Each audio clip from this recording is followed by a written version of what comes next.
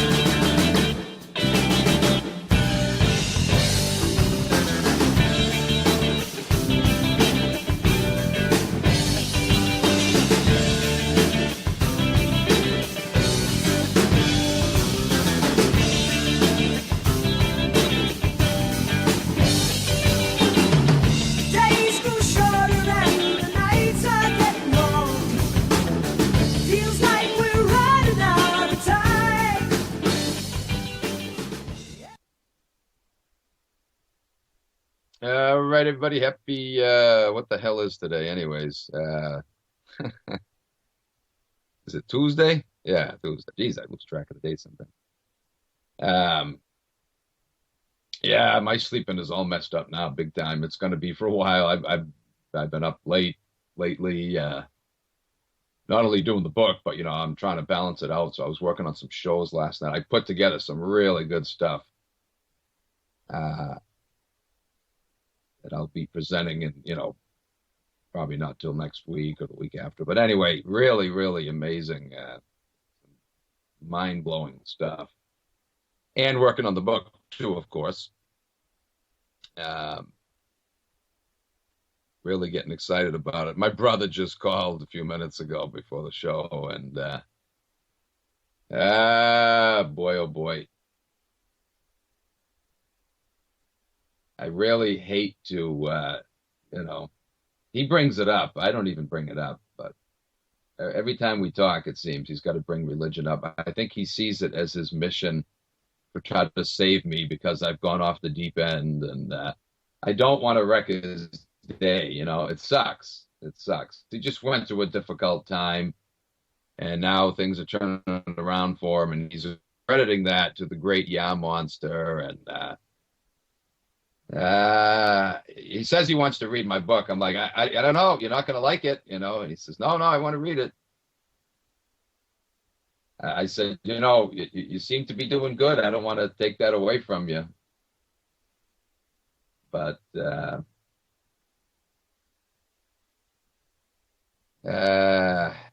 don't know. He says, oh, it's working. It's working for me. That's how it works, guys. That's how religion works. When you're going through a difficult time, I talked about this, the other day. At the moment, because you happen to be involved in it, when you found something that, that turns your life around, you mistake it for that religion or that God. And what it is, the people in that church, or at least some of them, have a heart. You can find that anywhere. You can go to a psychologist, and if you have a decent one, which nowadays, good luck finding one. But if you happen to have a decent one that has a heart that really cares, you're going to mistake the poppycock psychobabble that that they feed you as the answer to your problems. You might think that it's psychology that did it for you, but no, it isn't. It's the counselor, the individual counselor who has a heart. You perceive that they really did care, and that's what attracted you. So it is with religion, guys. It's not the religion itself. It certainly isn't the God of that religion. It's the people. If you happen to run into some decent ones, that is, you get all excited over that, and you think that it's that God that's helping you, and it's sad. It really is. It's really, really sad. It's like on the occasion where some people that go to AA meetings fall in love with AA when in fact it's not AA itself. AA is a frick another tribal scam, ladies and gentlemen. But, there might be people there that are genuine, that are sincere. And you mistook their sincerity, their genuine desire to want to help you. You mistook that for AA itself being something good. Again, that's how religion works. It's sad because once someone gets hooked in and mistakes the help that they got from sincere people for the religion itself being something good, it's almost impossible to extricate yourself from it. And again, it doesn't matter all the evidence that's provided to you to show you that, hey, look, buddy, it wasn't the religion that did it for you. It was just some good people. No, it doesn't matter. They don't want to hear it. They don't want to hear it. It's like you've attacked their grandmother or something, insulted their mother, or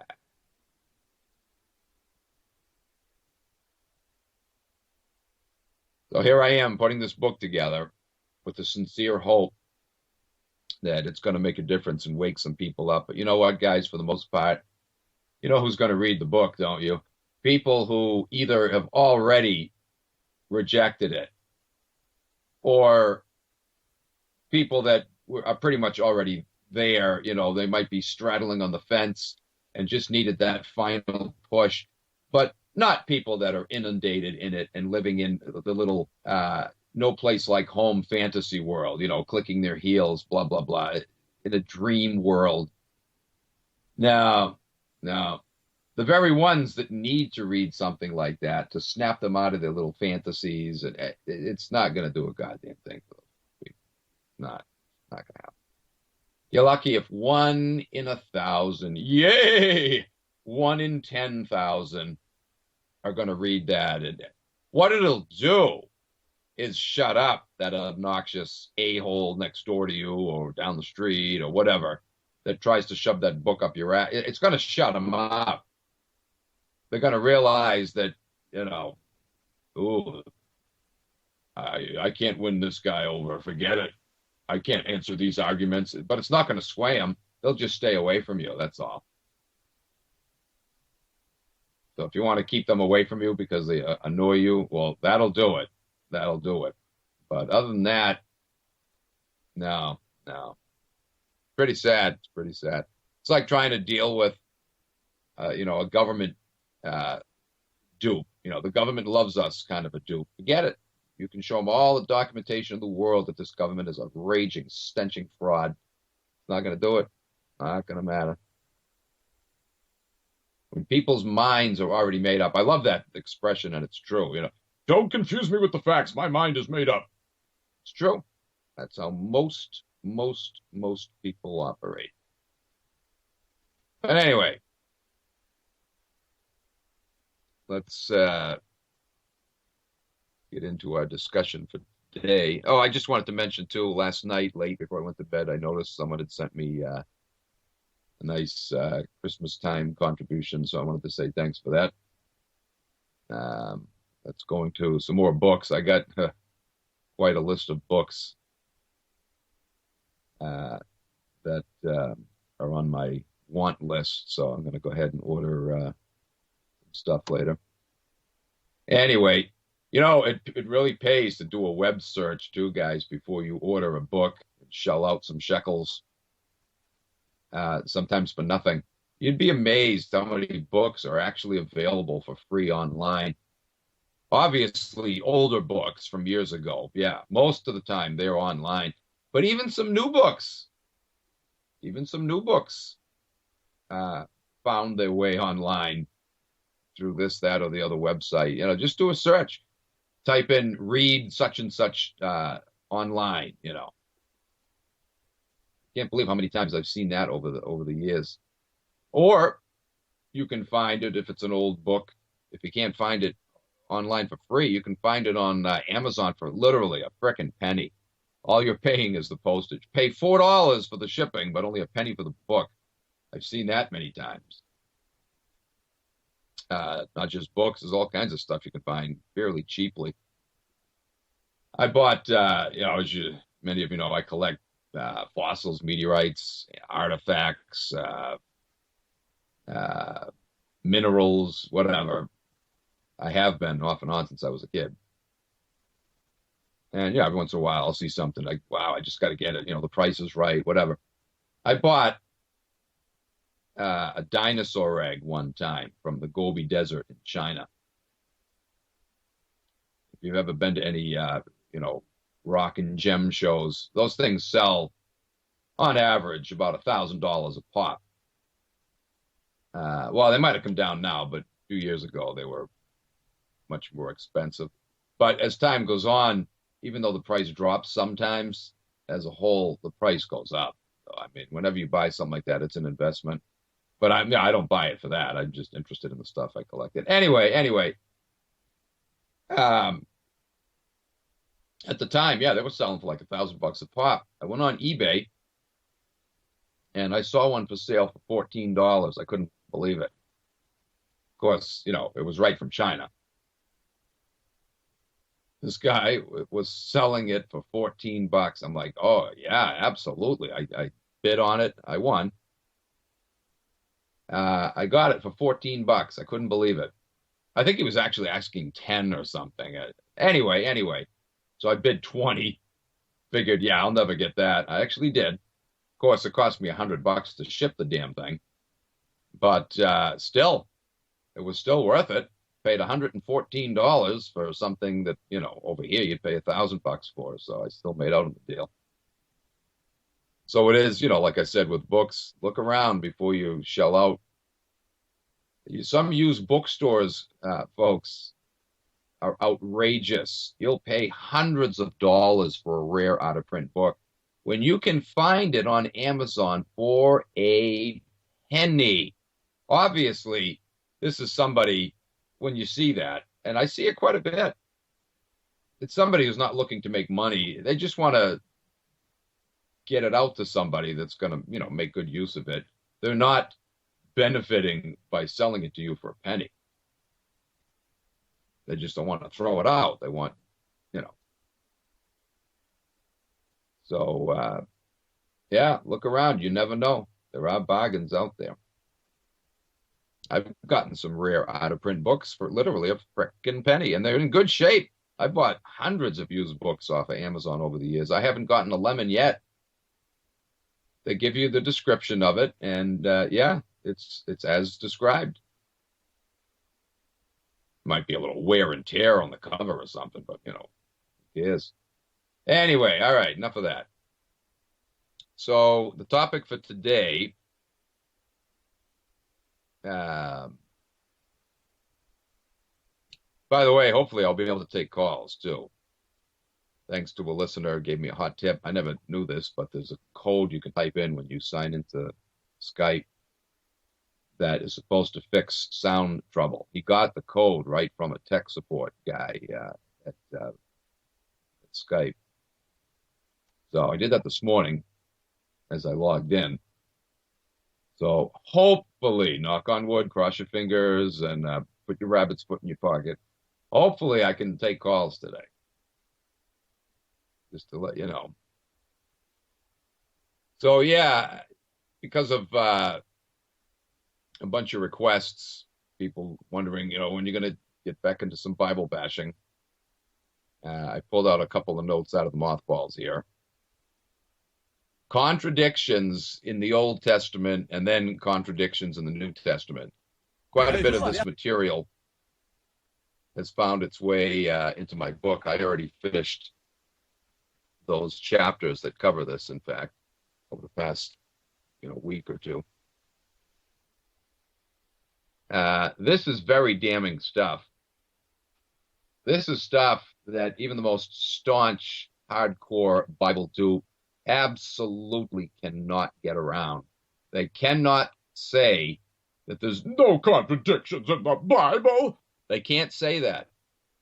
They absolutely cannot say that once this information is presented to them. So, as always, anybody wants these notes, just drop me I have other stuff in these notes too, but the bulk of it deals with these contradictions. So let's start with the Old Testament. On this basis alone, guys, this book fails the truth test. You don't have to look into all the passages that talk about the great Yah being a raging demonic bastard. You don't have to look at all the references that show that Jesus was nothing but a first century insurrectionist. You don't have to go into any of that. Just look at the contradictions. Look at how this book contradicts its own self as well as the historical record. And then it's over. It's over. It can't possibly be the Word of God when it has so many outrageous, in your face, undeniable, major, major contradictions. It's over. So I hope my little Bible stalking or Bible thumping stalker there is listening this morning. I hope you're paying attention. I hope you're going to be listening, not just hearing what I'm saying. I hope some of this will actually penetrate inside your head, that your neurons will be firing, if that's possible for people like you anymore. I hope you're not too far gone where you can actually think about what I'm presenting, to see that that wonderful book of yours is a lie. Anyway, so let's begin this discussion. Like all other mythical religious writings from around the world, going back to ancient times, contradictions abound in the biblical stories and the biblical narrative in general.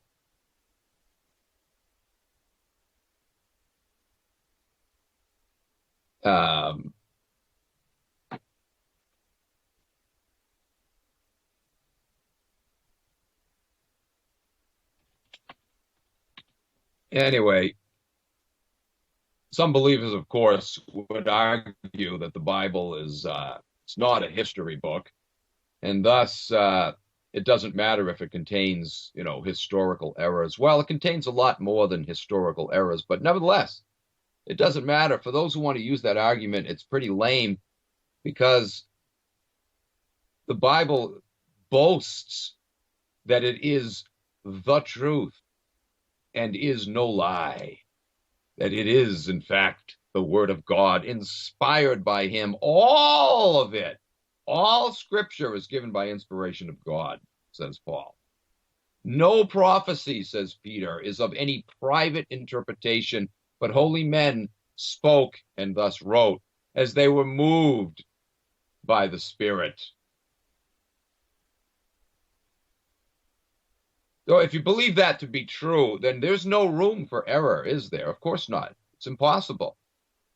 That's why I never knew this stuff, because I never looked for it. I didn't believe it was there. I didn't believe it was possible to be there, because I thought that this whole thing from Genesis to Revelation was God-breathed, inspired by Him. God wouldn't inspire the biblical authors to put error in His book. God is incapable of error. Once you see that the thing is, in fact, filled with errors, contradictions, inconsistency, it's over right there. Just on that basis alone, you need not look any further. You don't have to go into the history. You don't have to read the writings of the early church fathers where they admitted that they were adding things and taking things. You don't have to bother with any of that. I mean, I hope you do, to dig further and see that rat nest goes a lot deeper.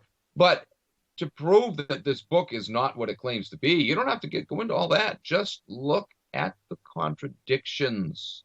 They're right there. They've been there all along. And that's what we're going to be doing.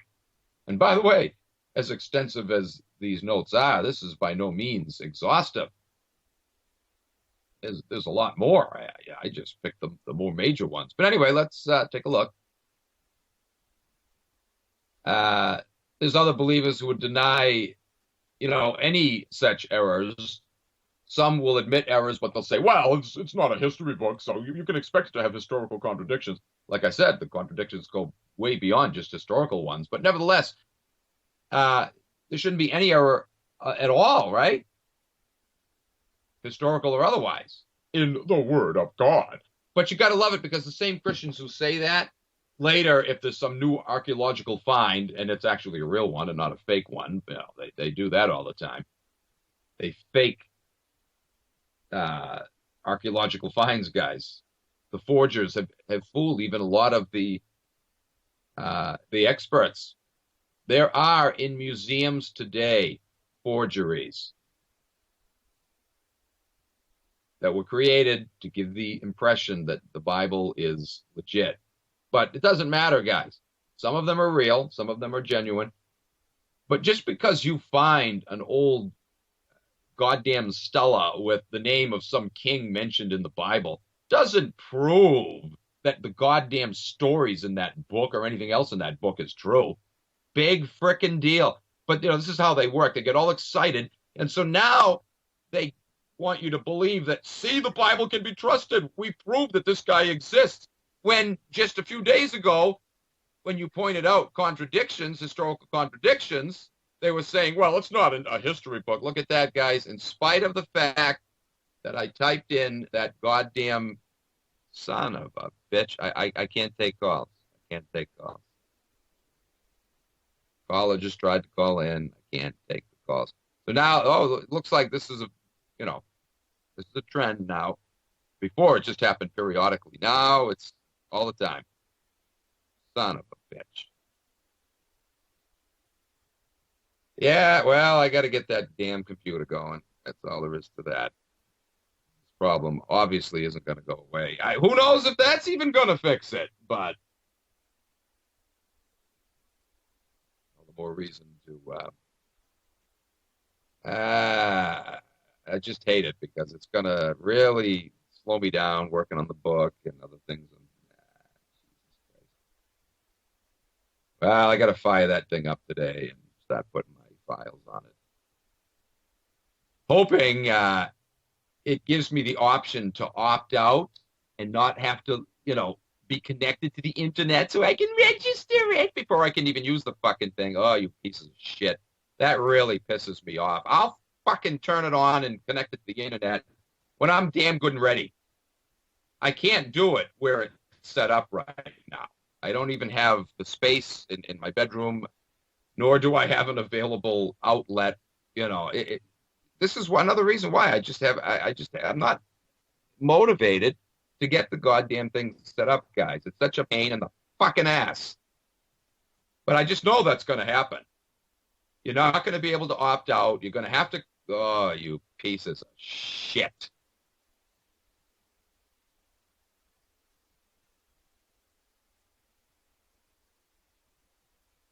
It's not, that I'm a procrastinator, guys. I'm really not a procrastinator. But I avoid things that piss me the fuck off. And that shit pisses me off. It's kind of like filling out forms, which I fucking hate. Getting a new computer to me is about the same thing. It does the same thing to me. It sends my blood pressure through the roof. I know I'm going to get annoyed as all fucking hell asking all of these goddamn questions. None of your fucking business, who I am, where I live. But yet, try setting up a new computer without doing that. I know it's going to be 20,000 goddamn questions. I just want to pound these bastards. I want to crush their fucking skulls in my bare hand. Anyway, enough of that.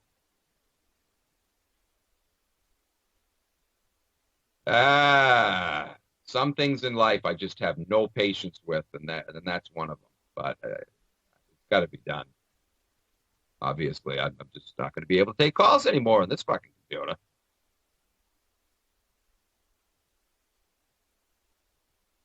Anyway, regardless whether it's admitted or not, the simple fact is the Bible does indeed contain, historical and doctrinal errors on a grand scale. Statements that are presented as though they are facts, yet they don't line up at all with what we now know to be reliable historical facts. They don't line up at all.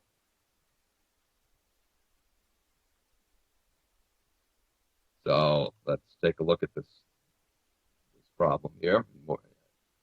It's amazing, guys. Not only the amount of errors, but the seriousness of these errors. They're big. They're not things some Bible dupes who admit that there's errors think, well, it's not a big deal. It's not a salvation issue. It's not anything of importance. Once again, you can't have any errors in something calling itself the Word of God. You can't. But they're not minor. They're big ones. And once you see how you can't rely on this thing because of these errors and these contradictions, you got to start asking some serious questions. If you can't rely on it about this, that, this, that, this, that, this, that, and this, and that, and that, and this, and that, and that, and that, and this, and that, and that, what the hell can you rely on it with? You could only write off just so many things as unreliable before you start realizing what the hell is reliable in this book of fairy tales and nonsense and contradictions. There comes a time when you've got to start asking some serious questions and face frickin' reality and not go through life with plugs in your ears and blindfolds on and whistling Dixie.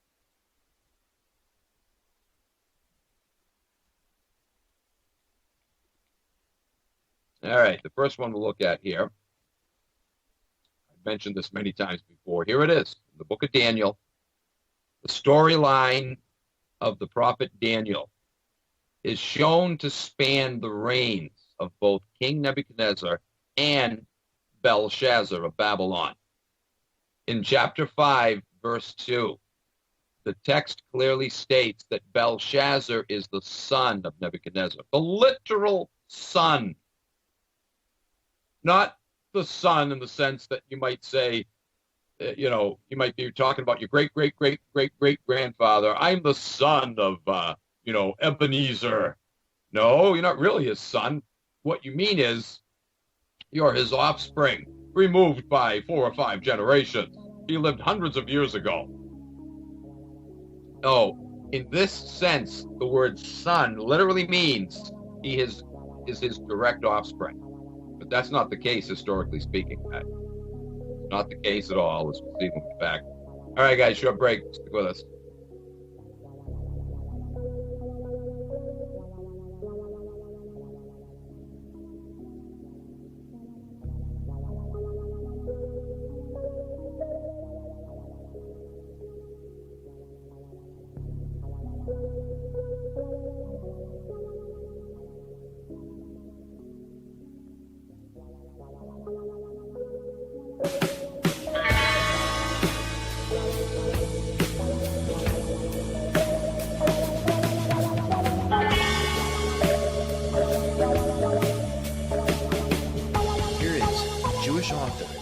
Rushkoff on why Jews are dangerous.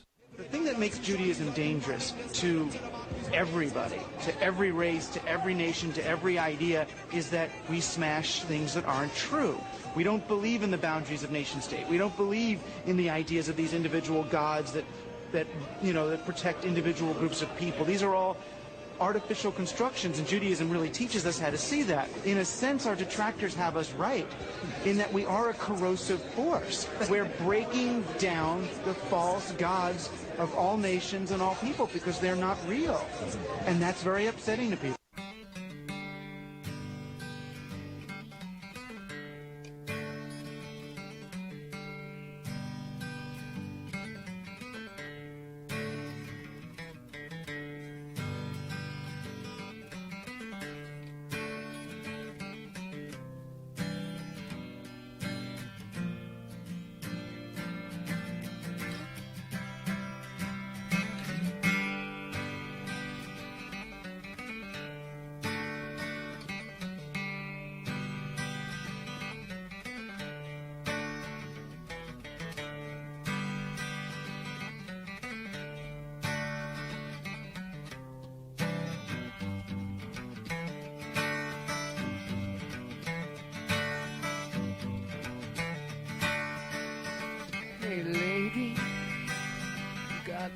I need. Maybe more than enough.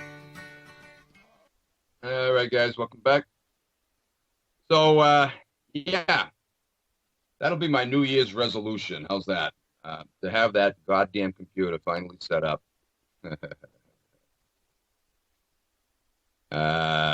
Yeah. When it comes to stuff like this, guys, I really need somebody behind me to crack the whip. It's amazing because when it comes to just about anything else, I do things yesterday. I'm a fanatic about not, blowing things off. But there's some things I absolutely just cringe. I dread. I hate. That's one of them. Filling out forms and setting up a new computer. I hate it. It's a nightmare to me. I just avoid it like the plague. I know it's got to be done. Other than that, I don't. I never procrastinate. I can't stand people who are late. They tell you you're going to be there, they're going to be there at a certain time, and you wait and wait and wait. I never keep people waiting. When I say I'm going to be there, when they tell me to be there, at a certain time, I'm there before they are. But setting up a new computer, forget it. It's a disaster. Anyway. So here's the breakdown of the generations between Nebuchadnezzar and Belshazzar, guys. Once again, if you read the book of Daniel, there's no getting around it. It clearly states that Nebuchadnezzar died and that his son Belshazzar took the throne. Daniel is there through this whole transition. He's there when Nebi dies and Beli takes the throne. His son succeeds him. That is not reality, ladies and gentlemen. That is a fairy tale. History did not play out that way. Nebuchadnezzar was succeeded by Merodach, who was himself succeeded by Neriglissar, who himself was succeeded by Nabonidus, and then finally, after his reign, Belshazzar. So I said, what was it, 5 or 6? It's actually 4 generations later. But nevertheless, Belshazzar was not the son of Nebuchadnezzar. In fact, when Belshazzar took the throne, he was the what? Great-grandson. When he took the throne, Babylon had already fallen into the hands of the Persians. He was their puppet leader, ruling Babylon on behalf of the Persians. Babylon had lost its independence by then, its sovereignty. But yet, in the storyline of the book of Daniel, Babylon is still a sovereign nation. It hadn't fallen into the hands of the Persians yet. And again, Daniel is still alive. Daniel, if there was a person named Daniel that lived at the time of Nebuchadnezzar, he, like Nebuchadnezzar himself, had long since been dead by the time Belshazzar came along.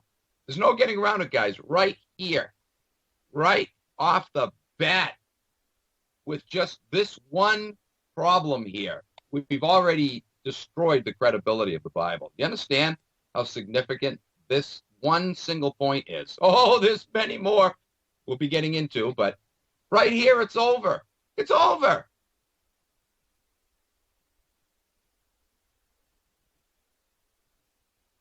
Archaeological digs have shown, there's no question about it, the Babylonians, like many other ancient cultures, kept accurate records about the succession of their kings. We know for an absolute fact that that's the line from Nebuchadnezzar to Belshazzar, that he was not the direct son of the king. What must have happened is the fairy tale inventors of the story of Daniel knew that there was a king Nebuchadnezzar. They knew that there was a Belshazzar. They probably read a story about Belshazzar, which referred to him as the son of Nebuchadnezzar, right? We use that expression today, even though there's several generations separating one individual from another. We might still refer to that individual who lived later as the son of, but we don't literally mean he was the direct offspring of. We just mean he's the descendant of him. That must be what happened. The inventor of the book of Daniel must have read that Belshazzar was, quote, the son of Nebuchadnezzar, took it literal to mean that he was literally a son. And so the storyline that was invented portrayed Belshazzar as a direct offspring. Major, major blunder. Major blunder. So right there, guys, right there, we see this book can't be relied on. You can't. Any book that contains a blunder like that cannot be called infallible. And since it is fallible, we haven't even begun yet. But just with that contradiction alone, what can you trust in that book? You can't trust a detail like that. That shows that that story is bullshit, isn't it? Since we see that there's no way that Belshazzar could have been the son of Nebuchadnezzar, you simply can't trust that part of the narrative.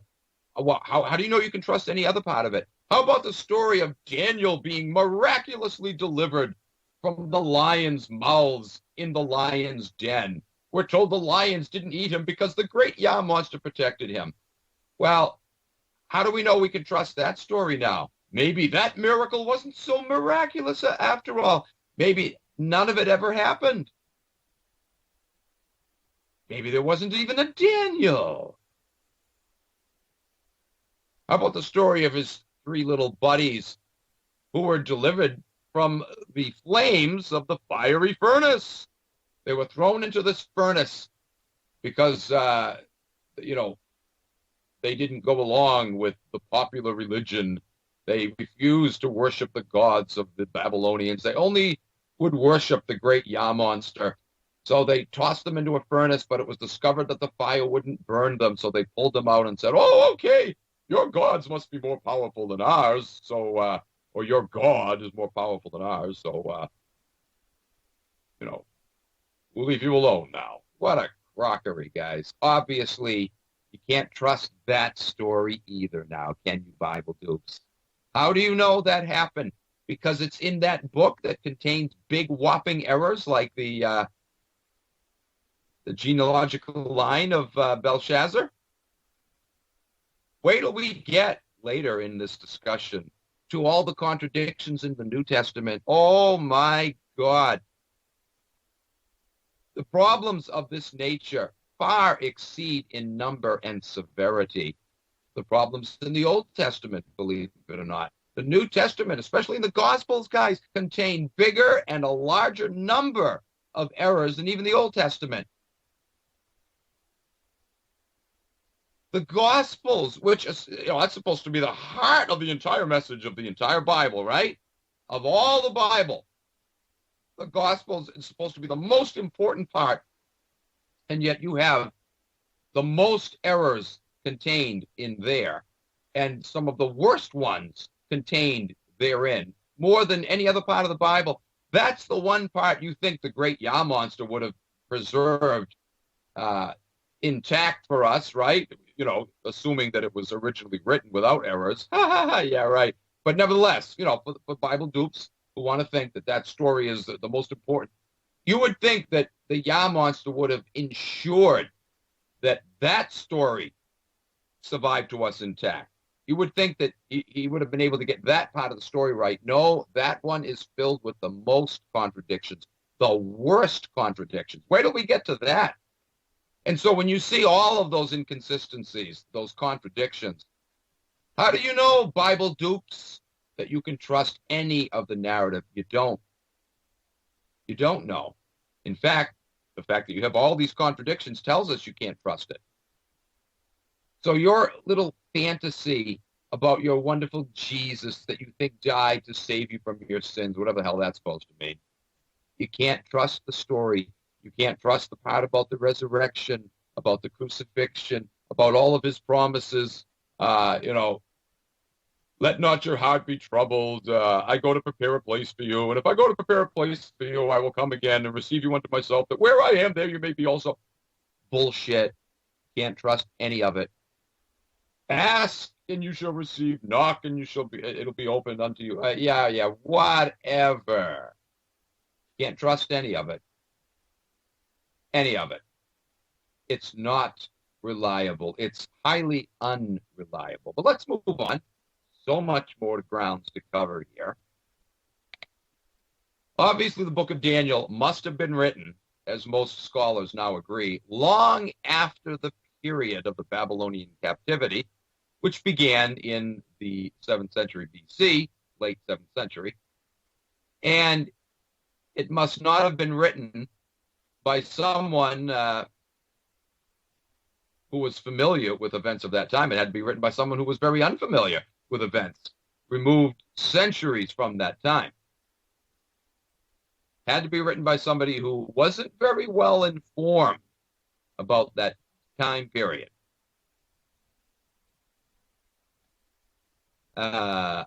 Anyway.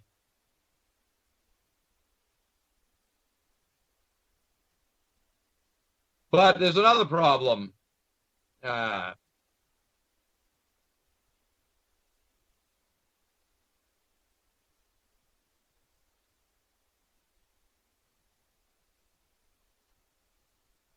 Sorry about that. Make a little correction there. There's another problem with the book of Daniel, folks. It turns out that there has never been any archaeological confirmation whatsoever that there was a person named Daniel that resided in the royal courts of King Nebuchadnezzar, let alone that he held the second highest position of authority during his reign. Somebody of that supposed importance. We're told in the book of Daniel that Nebuchadnezzar awarded him with the second highest position in all of the kingdom of Babylon. We have all kinds of records that have survived in the archaeological record from the period of Nebuchadnezzar. A surprising amount of records that exist on clay tablets written in cuneiform script. None of them, absolutely none of them, make reference to this supposed all-important person who reigned right under the king, second in command. Nothing. The historical record is absolutely silent. So guess what, Bible dupes? There probably was no person named Daniel who ever lived. The whole thing is a fairy tale. How could someone of such alleged great prominence not have his name mentioned anywhere? It should be mentioned all over the place, but no, we don't even find it once. That's a big problem, Bible dupes. But then you can say the same thing about the great Jesus, right? Someone who we're told in the Gospels had his name up in neon lights, so to speak, right? His fame was, was broadcast all over the countryside because of the great miracles that he had performed. And yet we don't find any mention of Jesus, ladies and gentlemen, not even in Josephus. Forget those couple of passages. Those have long since been written off, even by Bible-believing scholars. They can't deny it now, guys. There's no question those passages were added later. But look at Philo of Alexandria. He was a Jew from the 1st century who spent quite a bit of time in Judea in the 1st century. He makes no reference whatsoever to this Jesus character. He, like Josephus, was a historian. Philo of Alexandria makes no reference to Jesus at all. Historical inaccuracies about so many other things abound in the Bible. We find another one in Genesis 36:31, where we read these words: "These are the kings who reigned in the land of Edom, before any king reigned over the Israelites. Do you see the problem here, ladies and gentlemen? How could this passage talk about the monarchical period of Israel centuries before it's supposed to have existed? This type of phenomenon is known as an anachronism. An anachronism is a situation where something is written about before its time, proving that the origin of the writing is not as archaic as it pretends to be. It's kind of like today, I've used this illustration before. If I try to pawn off a forged document that I claim is from 1927, I might rub it in the dirt, tear it up a little bit, crinkle it, make it look old, yellow its pages with some artificial coloring, whatever. But if in this document that I forged, I make reference to, someone who said that they went to McDonald's for lunch, then obviously the document's a forgery because McDonald's didn't exist in 1927. That's what we have here in the Not So Holy book. It's loaded with anachronisms, mentioning of things that didn't exist at the time that the writings attribute to the writings attributed to.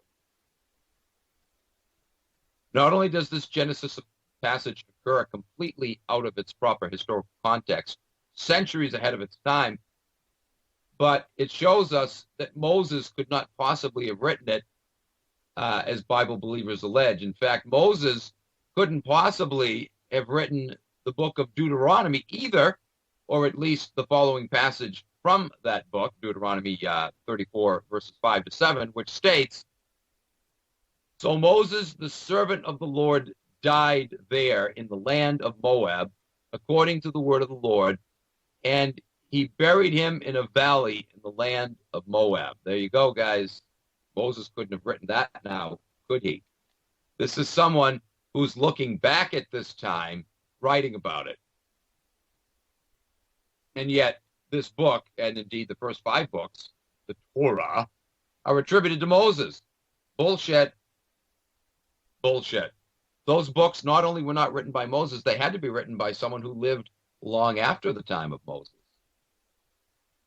This passage goes on to say that since the time of Moses, there hasn't been a prophet in Israel like unto him. So clearly, this passage was written by someone looking back in time.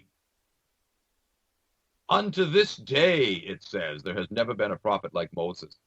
So whoever wrote that had to have written it quite a bit of time after the alleged time of Moses, wouldn't you say? Some would say, oh, well, that was just added. Just that one passage was added. It doesn't matter.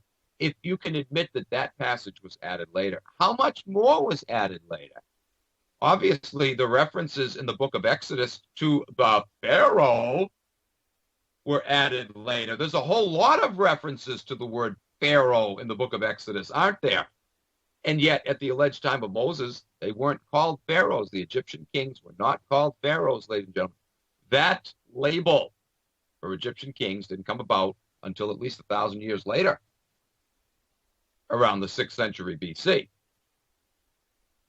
So now we have a problem with a lot more things that were added later, not just the passage in Deuteronomy that talks about there hasn't been a prophet since him, and, Moses died, blah, blah, blah, and was buried.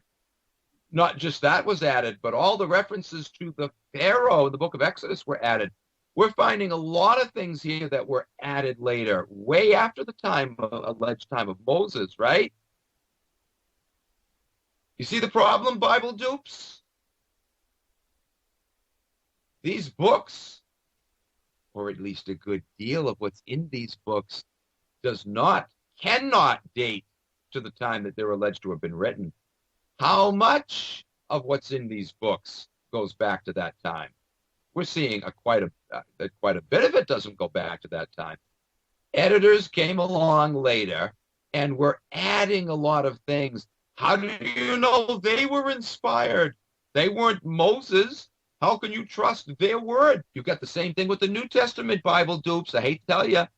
All you got to do is go back and look at the early church fathers, the very ones who did the work of compiling these books and determining which ones were going to be added to the canon and which ones weren't, they themselves in their own writings gave testimony to adding and subtracting. So if you want to argue that the original authors of the books of the Bible were inspired, well, then you're going to have to tell me that these early church fathers must have been inspired too when they did all of their addings and subtractings. But doesn't the Bible warn about adding or taking away from the Word of God? You're not supposed to add to it or take from it. There was a whole lot of adding and taking from.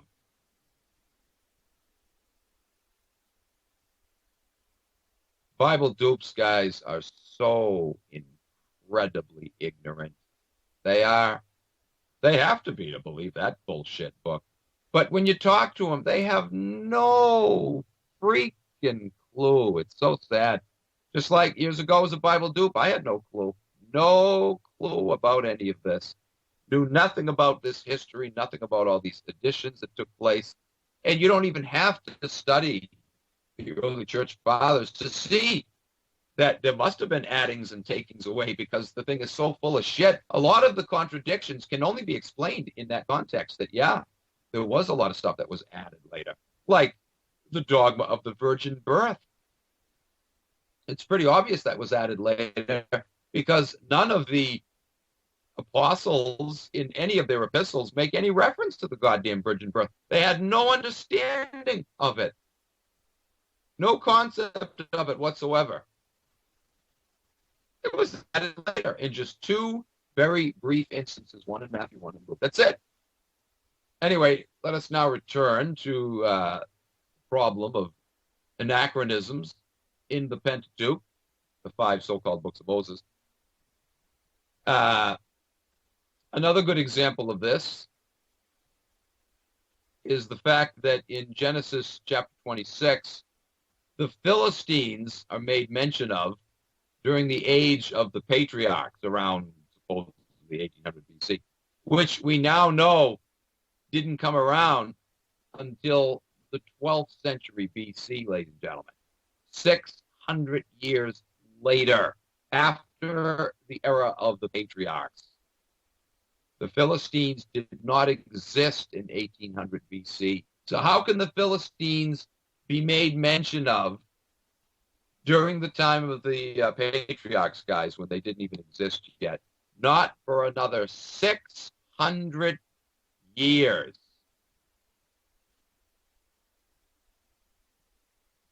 Once again, can you not see how problems such as these force us to ask the question, how can this book, the Bible, be called the Word of God? How can it be trusted? It has no credibility whatsoever. Is it not painfully obvious that we're dealing here with a very human book? But again, we're only just getting warmed up here. In the biblical story of Joseph, also in the book of Genesis, chapter 37, we're going to look at verse 25 specifically. Mention is made of a caravan of camels that carried, quote, gum, balm, and myrrh. But this type of trade, ladies and gentlemen, didn't exist in this region until the 8th to 7th centuries BC, again, long after the time of the patriarchs. It wasn't in place yet during the alleged time of Joseph, somewhere between the 18th and 16th centuries BC. In fact, as fate would have it, camels weren't even domesticated yet during the alleged time of Joseph. It makes mention of camels in the text. This trade didn't exist. Camels weren't domesticated yet. We have an anachronism here once again, don't we? Still another related problem with the Pentateuch is the mention of the word Pharaoh, as I said. It didn't come along until centuries later, guys, at least 1,000 years after the time it was being used in the book of Exodus. Genesis 11:31 mentions Ur of the Chaldeans. But Ur, a city built by the Sumerians and then later occupied by the Akkadians, wasn't in Chaldean hands until circa 800 BC, well after the alleged time that Moses was supposed to have lived, between 1450 and 1200 BC, someplace even before that. But it doesn't matter, guys.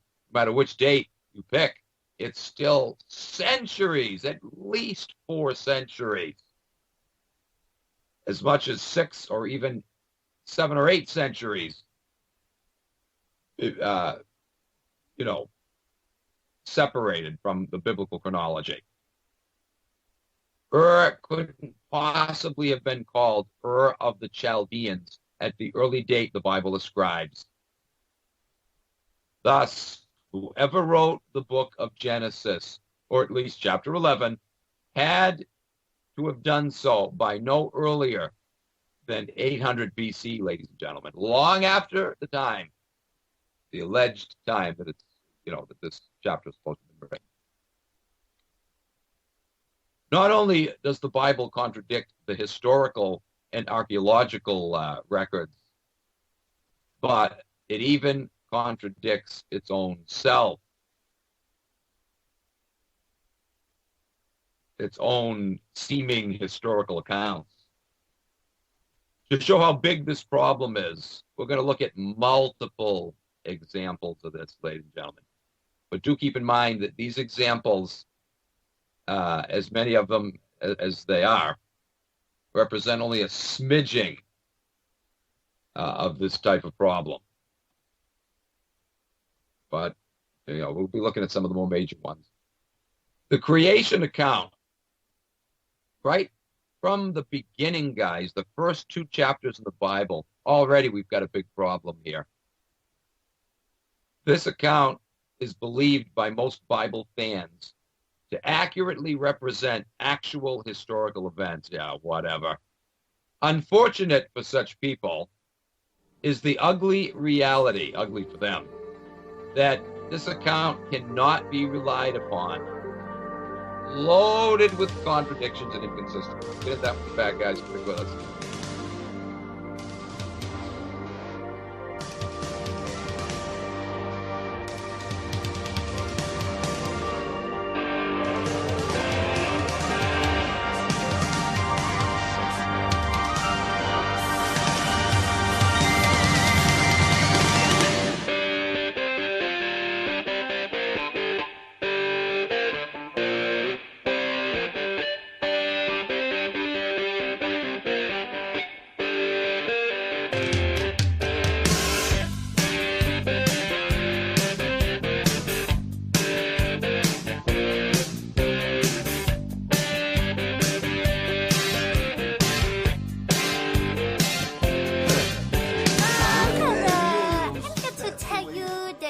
Trump endorses China.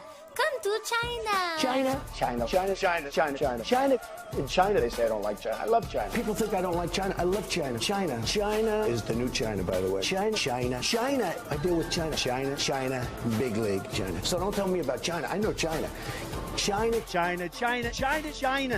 Whether it's China.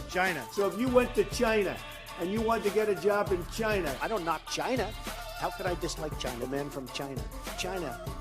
You have China. Carl, take China. Donald Trump said China #1.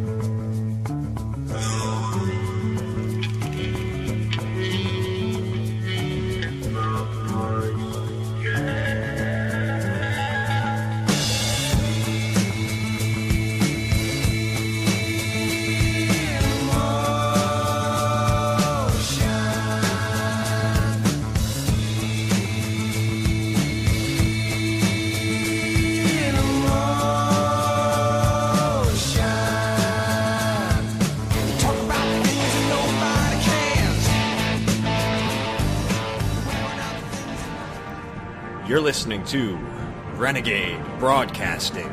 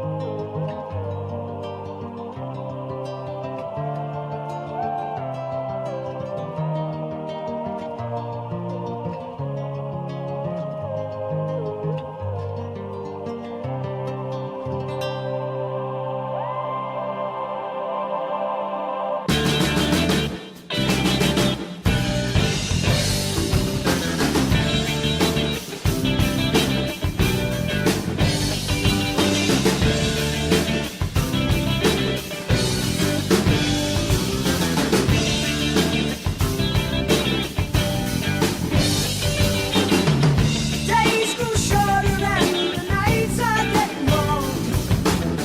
Feels like we're running out of time. All right, guys, welcome back. Already into the second hour here. Back to Bible bashing, one of my favorite pastimes. Anyway, you gotta love it, guys. The ultimate irony, people think if you question the Bible or if you piss on it, that makes you evil. When in reality, guys, if you believe it, especially after you've been shown how full of shit it is. If you believe it, you're evil. You have to be.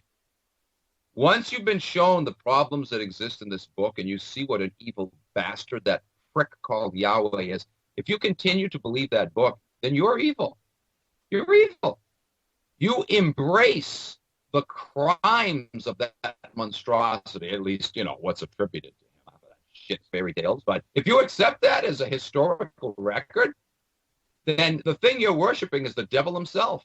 You're evil for embracing that, for defending that thing and its crimes. You're evil. You're not evil for questioning the Bible. You're evil for believing in it. God damn it. Which helps us to understand why so many Bible dupes are, in fact, hateful, judgmental, finger-pointing, hypocritical, on and on and on and on and on it goes.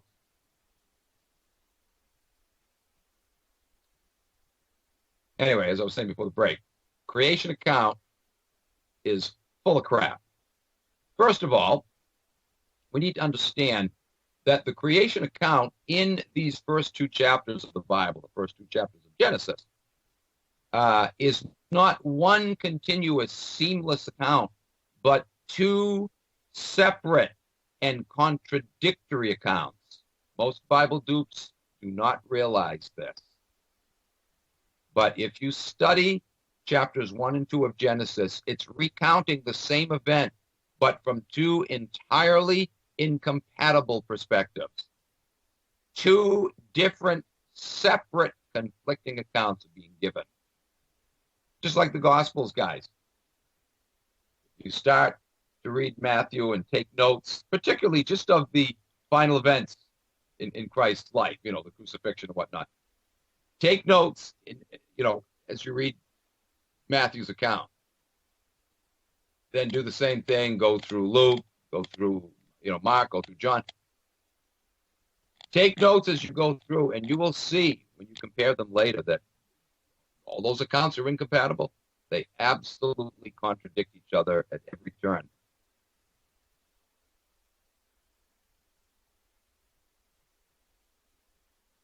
Anyway, let's look at one example here. In Genesis 1, 25 and 26, we read, quote, "And God made the beasts of the earth after his kind, and cattle after their kind, and everything that creepeth upon the earth after his kind. And God saw that it was good. And God said, Let us make man in our image after our likeness, and let them have dominion over the fish of the sea, and over the fowl of the air, and over the cattle, and over all the earth, and over every creeping blah, blah, blah that creeps upon the earth. Here, the sequence of events is God creating the animals first and then man. But in Genesis 2:18 and 19, the very opposite order is given. Here we read, and the Lord God said, it is not good that the man should be alone. I will make him a help meet for him, meaning Eve. And out of the ground the Lord formed every beast of the field and every fowl of the air, and brought them unto Adam to see what he would call them. So now here we see that Adam, the man, was created first, and then animals after him.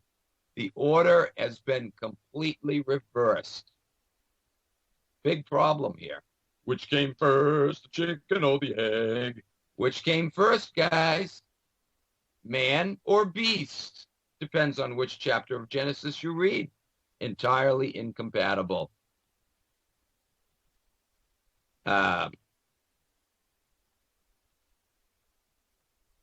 Anyway, let's move on. Plenty more where that came from. Here's another problem with the creation story, and they get worse as we go along. For instance, in Genesis 1:20, birds are said to have been brought forth from the waters. Here's how it reads.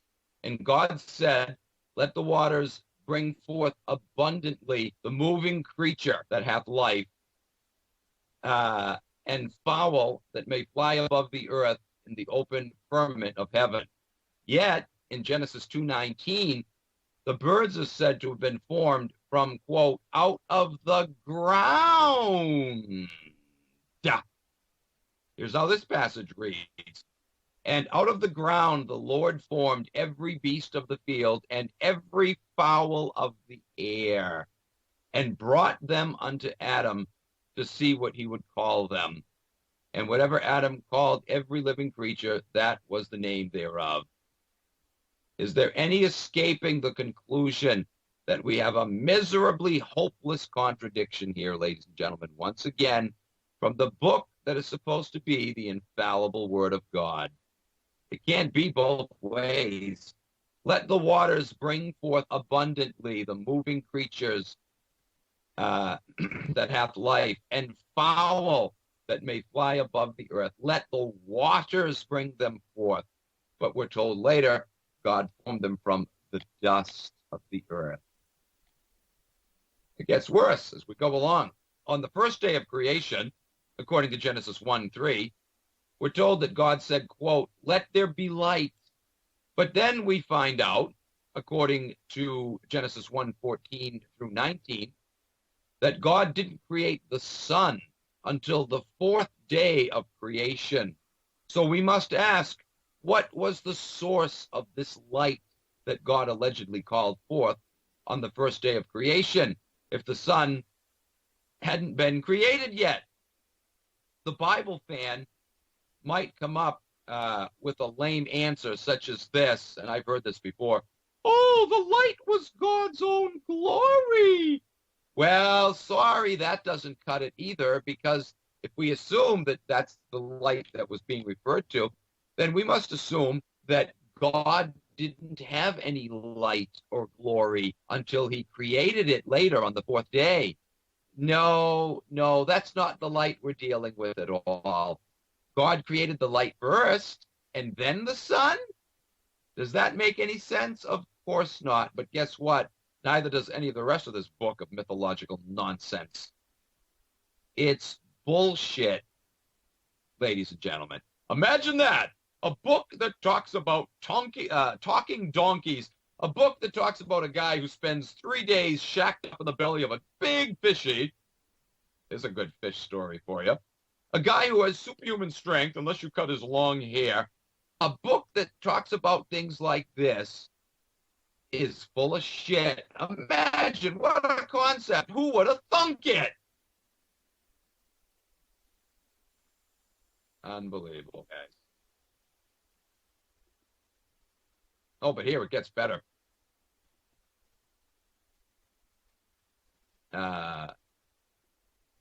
Just in case you're harboring any doubt that this, in fact, is a contradiction. Let there be light, and then light creates the sun. Let's look at some absolute, incontestable proof that the Bible is indeed contradicting itself in regards to the chronological sequence of the creation of the sun and the light it shines. Here we go. This will end it right here. In Genesis chapter 1, at the end of the first 3 creation days, we find the expressions, and the evening and the morning were the first day, and the evening and the morning were the second day, and the evening of the morning were the third day. Do you not see the problem here? We get our evening and morning from the sun setting and rising, correct? The evening is the absence of the sun's light, while the morning is the arrival of the sun's light the next day when the sun rises. Correct, Bible dupe? Okay. I think we're on the same page, right? But now the question must be asked. How could there be an evening and a morning on the first 3 days of creation when the sun, we're told, wasn't created until the 4th goddamn day? Explain that one, oh great and wise Bible dupes out there. How pathetic, ladies and gentlemen. How pathetic that Bible dupes will criticize scientists, and, rightly so. A lot of stuff that comes pawned off on us as science is absolute horseshit. But how pathetic that they hold scientists to such a high standard when their own holy book that they turn around and defend so vehemently as the absolute truth is itself filled with even more ridiculous, nonsensical bullshit than the scientists that they criticize are. Why don't you hold your holy book to the same standard you hold scientists to when you catch them in whopper lies? Look at this, ladies and gentlemen. Look at this. Look at this nonsense. The evening and the morning were the first day, the evening and the morning was the second day, evening and the morning was the third day, and then the 4th day comes along, and God created the sun. Woo!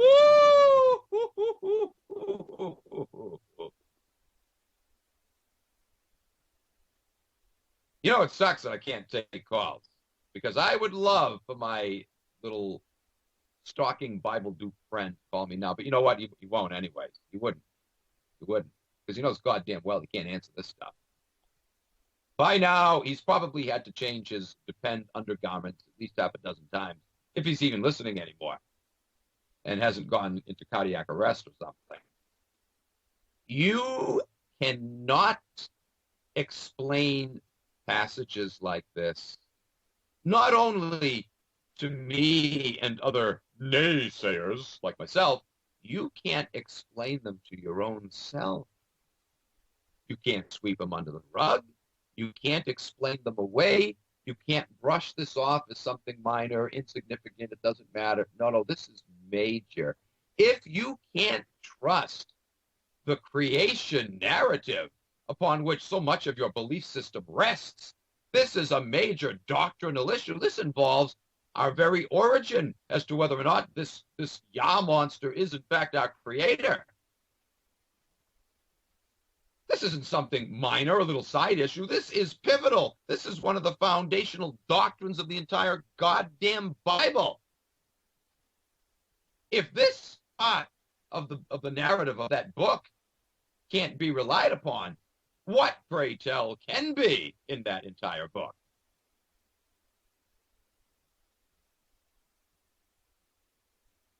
Of all the shows I've done exposing that piece of shit book, guys, for all the problems in it, perhaps this is the most important one.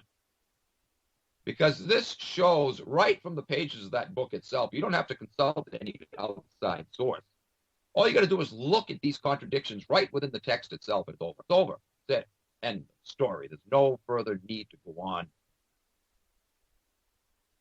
Anyway, as with all other stories in this not so holy book, the story of Cain and Abel, the two sons of Adam and Eve, is taken as a literal historical account by Bible believers. Yet, we have a contradictory problem here as well. In Genesis 4:12, we find the great Yah monster thusly informing Cain of his punishment for killing his brother Abel. Here's how it reads. When thou tillest the ground, it shall not henceforth yield unto thee her strength.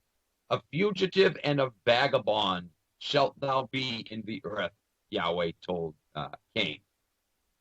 But when we skip down just a few verses later, not in another book, not in another chapter, the same book, the same chapter, just a few verses later, in Genesis 4, verse 17, we discover, only 5 verses later, guys, that Cain got married, had a son, Enoch, and built a city. Does this sound to you like Cain was unable to prosper, or that he lived out the rest of his life as a fugitive or a vagabond? Either Yahweh himself made a big blunder, or the writers of this account made a big blunder. Either way, however you decide to interpret it, it doesn't matter. Either way, we have yet another example of the untrustworthiness of this book, don't we?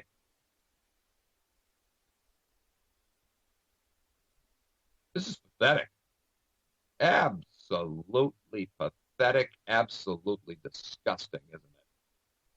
And unfortunately, we have another caller, but again, can't take his call. I really got to fix that. I got to set up that new goddamn computer. If, excuse me. Wow. Maybe during the break, I got to sneak and grab a sip of water or juice or something. My throat is really getting dry here, getting hoarse.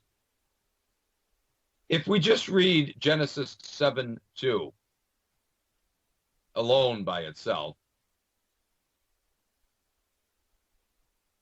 we would assume that when Noah allegedly took the animals into the ark, he took 7 pairs of all clean animals and only 2 pairs of unclean animals.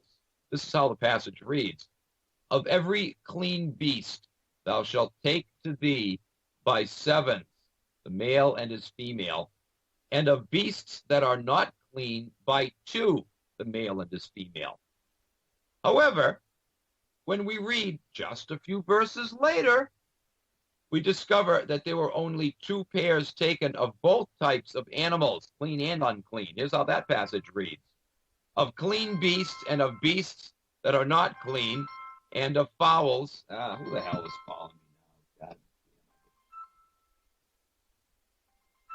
God.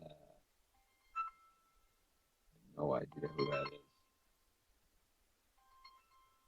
Anyway. I have no idea who that is. It's somebody in my town. It has the same exchange and area code. That's weird. I'll have to call them during the break.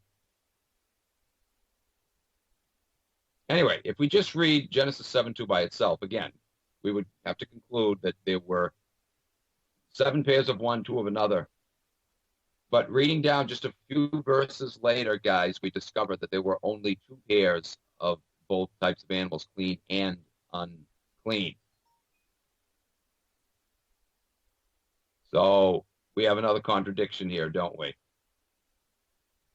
Absolutely.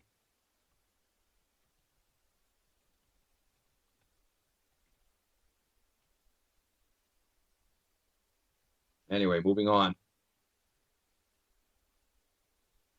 By the way, we have another big problem with the story of Noah and his flood. Before we move on, got to mention that. In Genesis 7:13 and 14, we find this utterly preposterously nonsensical account. In the selfsame day entered Noah and Shem and Ham and Japheth, the sons of Noah, and Noah's wife, and the 3 wives of his sons with them into the ark. They and every beast after his kind, and all the cattle after their kind, and every creeping thing that creeps upon the earth after his kind, and every fowl after his kind, every bird, blah, blah, blah, blah, blah, okay? It says, in the self same day, they all entered, Noah's family, and all the animals, all of them that creep upon the earth, all entered the ark in the same day. Do you see the problem here, ladies and gentlemen? This passage says that every creeping thing that creeps upon all of the earth entered the ark in the same day. Please understand that the Bible teaches, and most Bible fans believe, that Noah's flood was global in nature, and that every species of animal alive today was represented on that boat. Or else they wouldn't have survived the flood to our day, right?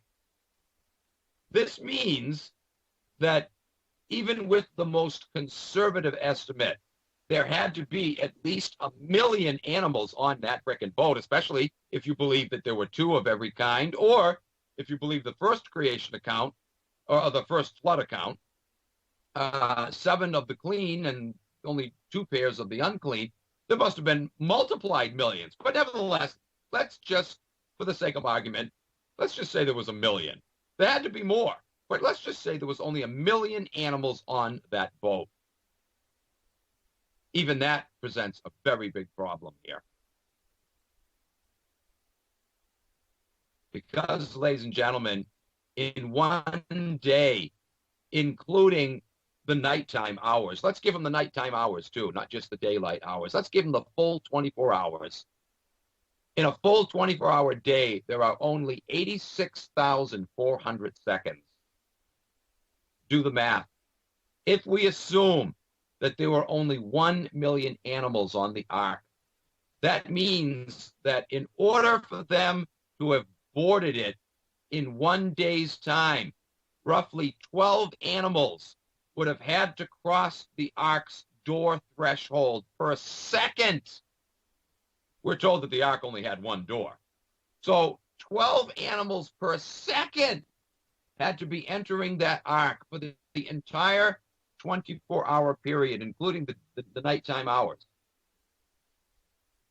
Is it even worth the waste of ink or the waste of my breath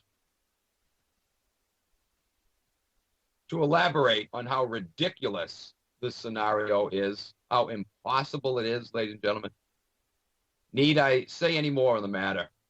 The Bible clearly states that all the animals entered into that 1 door in 1 day.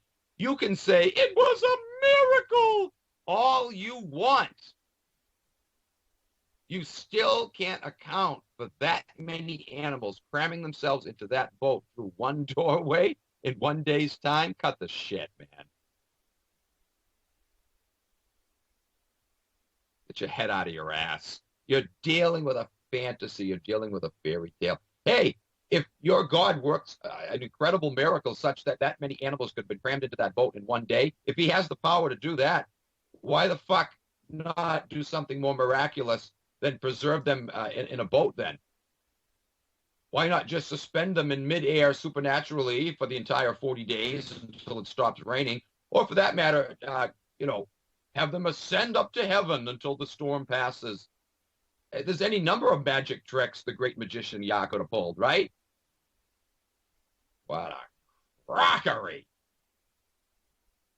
In Genesis 10:5, as well as verse 20 and then 31, we're told that prior to the building of the Tower of Babel, The people and nations of the earth were divided up according to the different languages they spoke. Here's a big problem right here, ladies and gentlemen. Here's how these passages read. By these were the isles of the Gentiles, or the nations, divided into their lands, everyone after his tongue, after their families, in their nations. These are the sons of Ham, after their families, after their tongues, in their countries and in their nations. These are the sons of Shem, after their families, after their tongues, it says. You see the problem here, ladies and gentlemen? This is speaking about a time just before, a time immediately preceding the building of the Tower of Babel. And yet we're told that at the time of the Tower of Babel, all the nations spoke one language. And that the multiplicity of different languages did not arise until that time when God scattered these people abroad and separated them by confounding their languages and introducing multiple tongues. But prior to that time, it says that all people spoke one language. Look it up. Genesis 11, the very next chapter, Genesis 11, verses 1 and then verses 5 through 7, tells us that prior to Babel, mankind spoke only one language. But yet in the previous chapter, it says that the peoples of the world were divided up according to their various languages. Holy horseshit, man. I wonder if our little Bible dupe stalker has passed out on his floor yet. I wonder if he's crapped himself yet. I wonder if he's even listening anymore. How are you liking your holy book now? How confident are you now in your holy book? How sure of yourself are you now? You've got all the answers. Anybody wants all the answers to themselves, just straight. Okay, guys.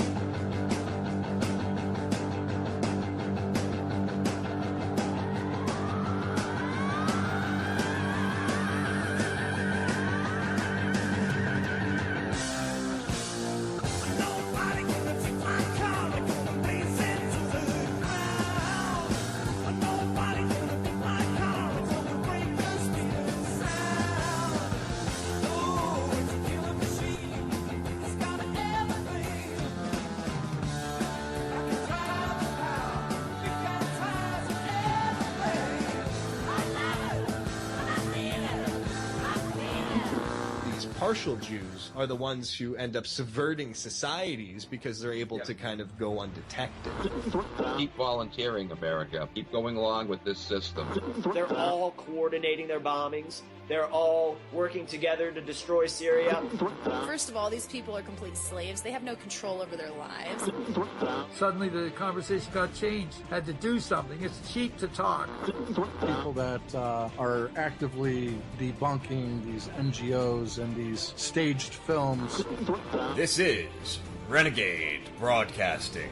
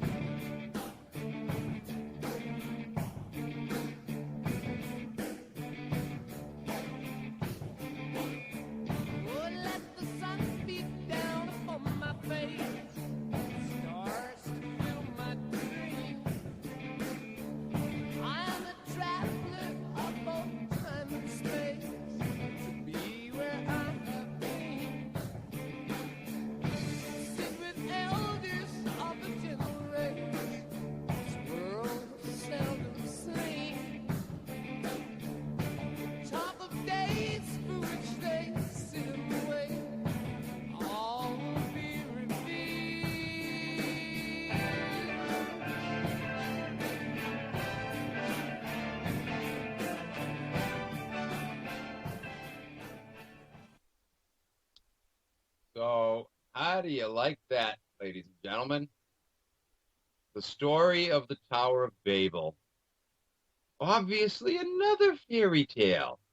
How can this book say, on the one hand, that all the nations of the earth prior to Babel spoke multiple languages, and they were divided up according to their languages, and then yet later in the next chapter tell us that they spoke only one language? This book just can't get its shit straight, can it? But yet we're supposed to rely on it because it's the word of God and people build their lives around it. Can you believe for centuries on end, countless millions and millions, yay, billions of people, about a billion on this planet right now. Actually, more than that, probably a couple billion. Follow this book tenaciously. And look how full of crap it is. It's unbelievable, man. In Genesis 11:27, we're informed that Lot was a nephew to Abram or Abraham. It says, now these are the generations of Terah. Terah begat Abraham, Nahor, and Haran Haran begat Lot. But then we read Genesis 14 and 16, and we get a different story. We learn that Lot instead was Abram's or Abraham's brother. This passage reads, and when Abram heard that his brother was taken captive, he armed his trained servants, born in his own house, 318, and pursued them unto Dan. And he brought back all the goods, and also brought again his brother Lot. His brother Lot. We just read that Terah begat Abram, Nahor, and Hiram, and Haran, excuse me, and Haran begat Lot. Listen to this, guys. This book is so full of shit. Can you honestly say that you can put trust in a book that just can't get its stories straight? This is not me reading into something that isn't there. It's not because I'm bitter because of my past experiences. I'm pulling straight out of the text what is right there and has been there all along, screaming at you, Bible dupe out there, if there are any listening. These texts have been screaming, but you haven't been paying attention because you're convinced there are no problems with this book. Oh, sorry, Virginia. There is a Santa Claus. He's evil, and his name is Yahweh. Yes, Virginia, there is a Santa Claus. This book is full of shit, and all you have to do is read it with a critical eye. Here's another problem with the story of Abraham. In Exodus 6:3, God says to Moses, and I appeared unto Abraham, unto Isaac, and unto Jacob by the name of God Almighty, but by my name Jehovah was I not known to them. But that's actually not true, because if you go over to Genesis 22:14, we're told that Abraham named a place after Yahweh or Jehovah, calling it Jehovah Jireh. So he was aware of the name Yahweh, according to this earlier passage here. Also, in Genesis 15:7, we read, then he, God, said to him, Abraham, I am the Lord, i.e. Yahweh or Jehovah, who brought you from Ur of the Chaldeans. Of course, remember, there was no Ur of the Chaldeans. That's not what it was called at that time. But nevertheless, so there's two problems in that one verse, isn't there?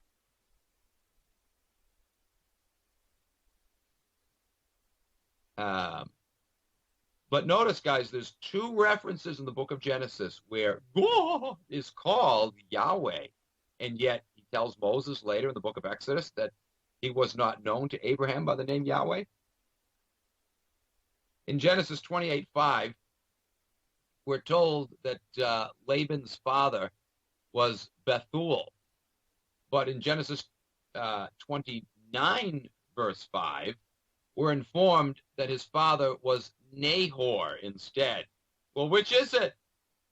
If you were a Bible historian and you want to write a book about the history of the great patriarchs in the Bible, or if you're even writing just a children's story book and you want to talk about the genetic line here of Laban, how could you do it? You run into problems like this. Oh, who am I going to name here as Laban's father? Was it Bethuel or was it Nahor? Well, shit, I'm just not going to mention that. I'm going to skip that part altogether because I don't know which one is right. You're not dealing here with real history, Bible dupes, are you? Or if you want to insist that there is history there, okay, fine. But how do you know which parts are true and which aren't? How do you know which parts are reliable and which aren't? You don't know. There's no way you can know. I guess you've got to flip a coin and decide which part of the story is telling you the truth and which part is a lie. Genesis 18, verses 10 to 15 tells us that Sarah laughed when she was told that she would supposedly bear a son at the age of 90. But then we're told in the New Testament, in Hebrews 11, verse 11, that Sarah, through faith, received strength to conceive in her old age. How could she have faith in something that we're told she laughed about, ladies and gentlemen? Which is it? The author of Hebrews would have us believe that she was a great bulwark of the faith. She believed in God and trusted in him and that. But no, we're told in the actual account of her life in the book of Genesis that she laughed at the whole idea. How can you have faith when you laugh at the very thing you're supposed to be having faith in? This book itself is a laugh, isn't it? It's a very big laugh, a sick joke, but a joke nonetheless. By the way, why didn't Yahweh intervene to miraculously give Abraham a son through his aged wife, Sarah, when Abraham later took another wife, Keturah, or so we're told, who bore him 6 more children, according to Genesis 25, verses 1 and 2. Interestingly enough, while Genesis 25:1 clearly states that Keturah was Abraham's wife, 1 Chronicles 1, verse 32, insists that Keturah was his concubine. So which is it? Here's another contradiction. Was Keturah his wife or his concubine? But in any case, why did the great Yah sit back and allow him to have children with a concubine or a second wife, which the Bible is supposed to be against later on, right? The Bible is also against incest later on, and yet you know goddamn well, according to the biblical narrative, that it had to have taken place between Adam and Eve's offspring, right? Cain and Abel had to be getting it on with their sisters. Somehow incest was okay then. Shit. Speaking of Abraham, the Apostle Paul wrote in Galatians 4, verses 22 to 25, that the story of Abraham was a mere allegory. Now, isn't that interesting? The Apostle Paul actually says, ladies and gentlemen, that the story of Abraham was an allegory. Do you suppose the same could be said for many other stories in the Bible? That they were mere allegories?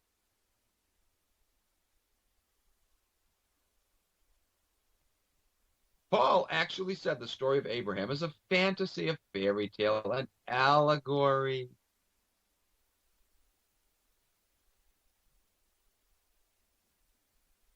Anyway, Genesis 37, verse 28 tells us that Joseph wound up in Egypt because Ishmaelites brought him there. But then in Genesis 37:36, we're told that the Midianites brought him to Egypt. Which is it? Again, another in-your-face, undeniable, impossible to reconcile contradiction. The fifth plague that God poured out, we're told, on Egypt, according to Exodus 9, verse 6, was a pestilence that killed, quote, all of the cattle of the Egyptians.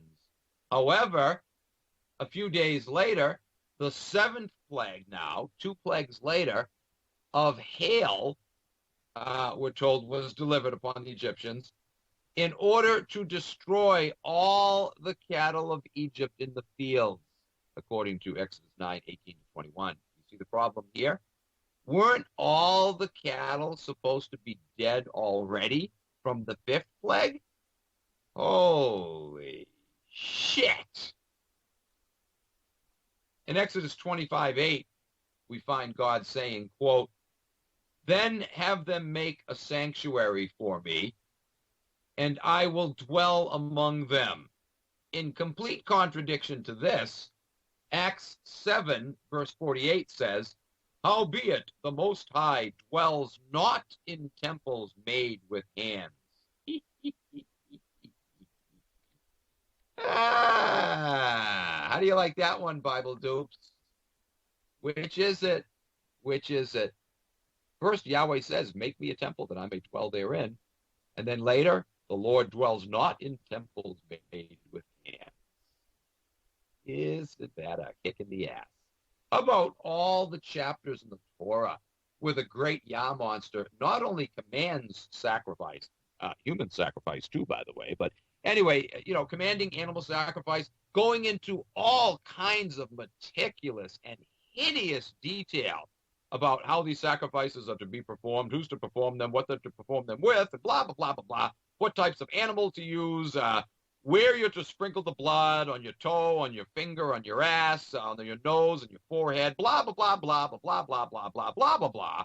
But yet later on in the book of Jeremiah, the same Yah monster says, "Why, I never commanded your forefathers to perform sacrifice. Why, the idea never entered my mind." Fucking wow. Fucking wow. Which is it, ladies and gentlemen? It can't be both, can it? You have the same Yah monster, not only instructing, demanding, commanding the performance of sacrifice, and yet later I had nothing to do with it? Holy mind fuck. According to Exodus 32, verses 2 and 4, Aaron created the golden calf that the Israelites worshipped when Moses was up on Mount Sinai. But in Exodus 32, verse 8, the same fucking chapter, just a few verses later, Yahweh accused the Israelites themselves of making this calf. Which is it? Which is it? Which is it? Can't be both. Numbers 12:3 says, quote, "Now the man Moses was very meek above all the men which were upon the face of the earth." Wow! He was not only very meek, he was the most meek of all men upon the earth. Yet, now notice what Numbers 31:15-17 says. "And Moses said unto them, Have ye saved all the women alive?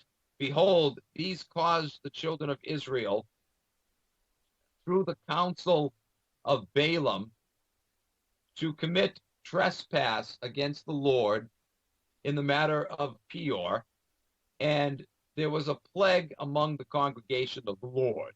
Now therefore kill every male among the little ones," this is Moses talking here, "and kill every woman that hath known man by lying with him." Do you call this meek at all, ladies and gentlemen? Let alone meek above all the men upon the face of the earth? Moses called for the execution of every male among the little ones, as well as every woman that hath known man by lying with him.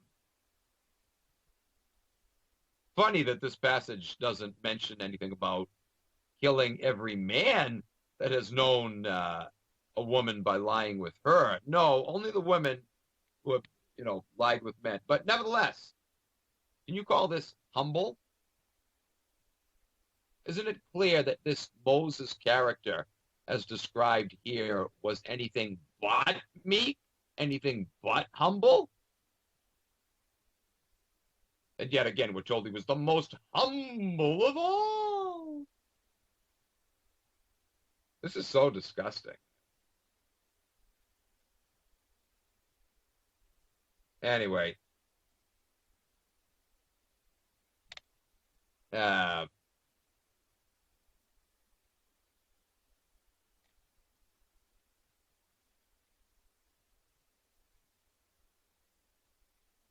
see here.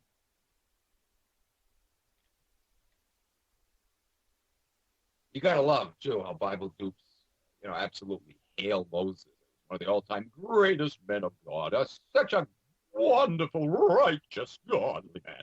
The great Jesus put him on a pedestal, didn't he? The scribes and Pharisees, even though he just got done calling them, hypocrites, vipers, on and on and on, then Jesus proceeds to say, what they say, do it. Don't do as they do, but do as they say, because they sit in Moses' seat, making it very clear that Jesus had a very high regard for Moses and his authority. Later on, Jesus said, if they believe not Moses and the prophets, then they won't believe even though one rises from the dead, speaking of the upcoming alleged miracle he performed of raising Lazarus from the dead. He said, if they don't believe Moses, do you see how he upheld Moses as a great exemplary believer to follow? And yet, look at this psychopathic son of a bitch, guys. Kill all the males among the little ones.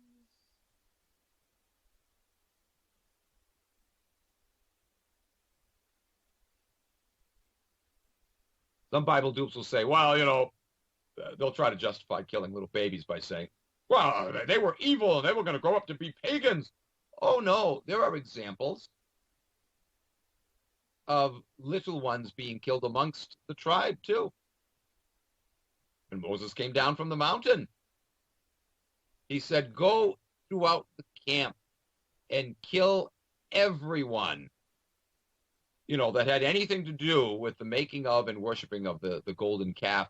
It said later, 3,000 men and women died that day, probably children too among them.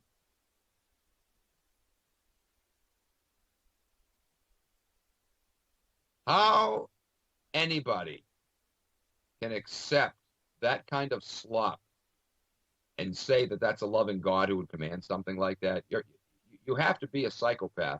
If you really stop and ponder and question this, to still believe it and defend it, you're defending the devil. That's what you're doing. You're defending pure evil, and you're calling it good. Ironically, the Bible says in the book of Isaiah, woe unto those who call evil good and good evil. You're doing that very thing now, aren't you? If you try to defend Yahweh's mass murdering sprees, the great Moses here slaughtering people left and right, little babies, infants,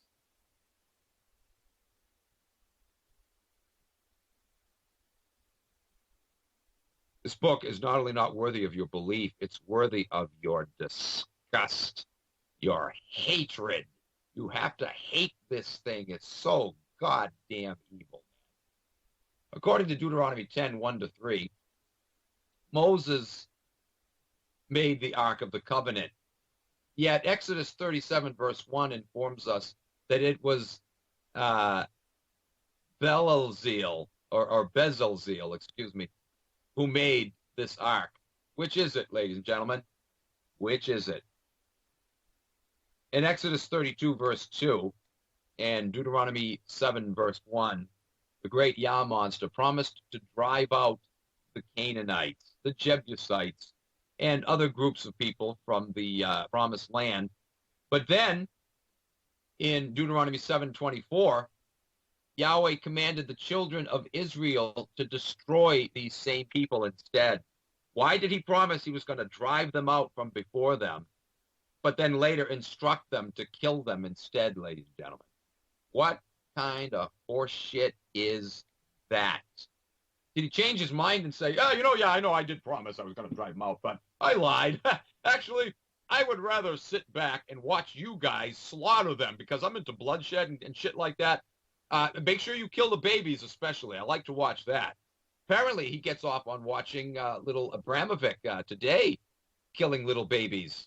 He's probably pissed off that the whole pizza gate thing got blown wide open. So now they can't have the little gatherings anymore at Ping Pong Pizza. He's got to whack his pee-pee watching some other pedophile ring over in Europe until he can get another one set up here after the dust settles.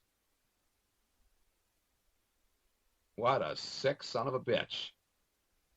And yet people bow to that thing, worship that thing, that monstrosity from the pits of hell, ladies and gentlemen. Can you believe this?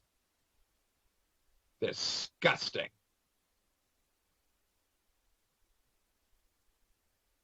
But you got to love it. He promised to drive them out, and then later he has them slaughtering the very people that he promised to drive them out, to drive out before them. Wow, wow, wow, wow, wow.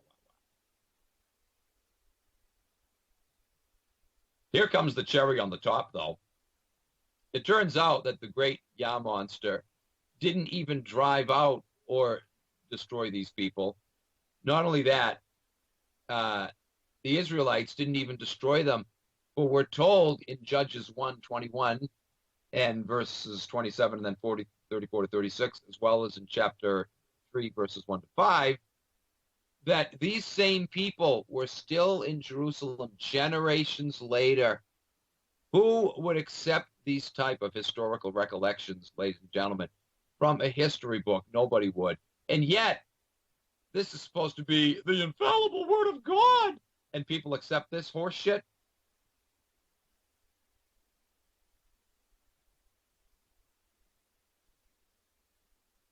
Unbelievable. But anyway, so not only did the Ammons not drive them out, not only did the children not destroy them, we find that, yeah, they still existed and in great numbers generations later when it says that they wiped them out. After Moses got angry and broke the 2 tablets containing the 10 Commandments, we're told, because, again, he discovered that the Israelites, had made the golden calf. Yahweh is said to have told him, quote, "Hew thee 2 tables of stone like unto the first, and I will write upon these tables the words that were in the first table, which thou breakest." Exodus 34, verse 1. But according to verses 27 and 28, Yahweh didn't write the 10 Commandments on these tablets. Moses did. Here's what it says. Then the Lord said to Moses, "Write down these words, for in accordance with these words I have made a covenant with you and with Israel." Moses was there with the Lord 40 days and 40 nights without eating bread or drinking water, and he wrote on the tables the words of the covenant, the 10 Commandments. Which is it, ladies and gentlemen? We're told that the great Yah monster wrote them himself with his own finger, magically etched in stone with his finger, the words of the 10 Commandments. But then later we're told that Moses did it with his little hammer and chisel. Which is it? Can't be both ways. According to Judges 4:21, Sisera was killed in his sleep. But Judges 5, verses 25 to 27, informs us that he was wide awake and obviously standing when he was killed, since it says that he fell when struck. You can't be both ways, ladies and gentlemen. You can't be killed in your sleep and yet be standing and falling to the ground when you're killed. What the hell is going on there? The Amalekites apparently had 9 lives, for in Genesis 14:7 we're told that all the country of the Amalekites was conquered. Furthermore, in 1 Samuel 15:7 and 8, it says that all these same people were totally destroyed with the sword by King Saul. Then we're informed by 1 Samuel 27:8 and 9, that King David smote them, leaving neither a man nor a woman alive. Next, 1 Samuel 30:17 tells us that David smote all the Amalekites except 400 young men, which fled on camels. Finally, we discover from 1 Chronicles 4:43 that the rest of the Amalekites who had escaped were destroyed, apparently once and for all this time. But wasn't that supposed to have been the case way back in Genesis 14, and then again in 1 Samuel 15, and yet another time in chapter 27? Look how many times they're said to have been destroyed. What a crock. Here's a really big blunder in the Bible regarding the Amalekites. Recall how a moment ago we cited Genesis 14:7, which talked about the first instance when these people were supposed to have been wiped out. Well, we find out from Genesis 36:12, 22 chapters later, about the birth of Amalek, whom the Amalekites were named after. So the question is, how could his birth be announced at a generation after the time that he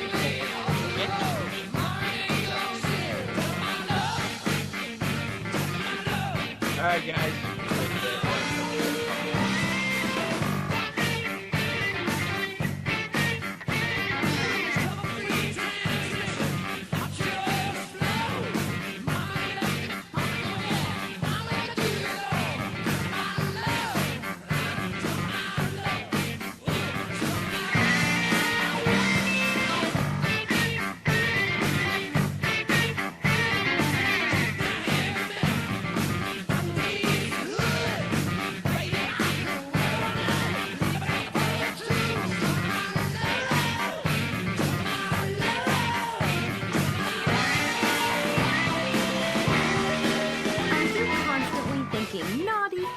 Thoughts about the Jews. Do you find yourself actually wishing the gas chambers were real? Do you hate the sight of a yarmulke because it reminds you of the parasitic race that has their greedy little hands in just about everything? Well, then we have got something for you. Ask your doctor about Anti-Semitox. Anti-Semitox is a long-acting injectable lobotomy that assures you will never think those anti-Semitic thoughts ever again. May cause suicide, depersonalization, thoughts of ripping off your skin, your dick may fall off, and you may become infertile. I made the switch to Anti-Semitox. Now I don't even care if I'm a Goyim slave. Thanks, Jews.